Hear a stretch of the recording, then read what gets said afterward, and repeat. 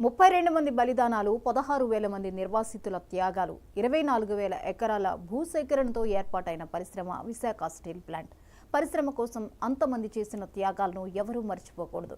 వారి త్యాగాలతో ఏర్పడిన పరిశ్రమను కాపాడుకోవాలనే భావోద్వేగం ప్లాంట్లో పనిచేసే ప్రతి ఒక్కరితో పాటు కార్మిక ఉద్యోగ సంఘాల నేతల్లో కూడా ఉండాలని రాష్ట్ర ఉప ముఖ్యమంత్రి పవన్ కళ్యాణ్ అన్నారు. పరిశ్రమను కాపాడుకునేందుకు కార్మికులు, ఉద్యోగులు, భూ నిర్వాసితులు తెలియజేసిన ప్రతిపాదనలను కేంద్ర ప్రభుత్వం దృష్టికి తీసుకువెళ్తామని తెలిపారు.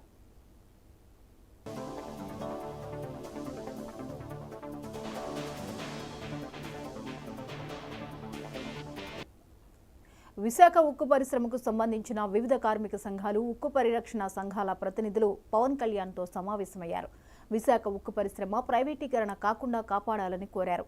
12,500 మంది ఉద్యోగులు, 14,000 మంది కాంట్రాక్ట్ కార్మికులు ఉన్నారని, వారికి కొద్ది నెలలుగా పలు అలవెన్సులు కూడా అందడం లేదని చెప్పారు.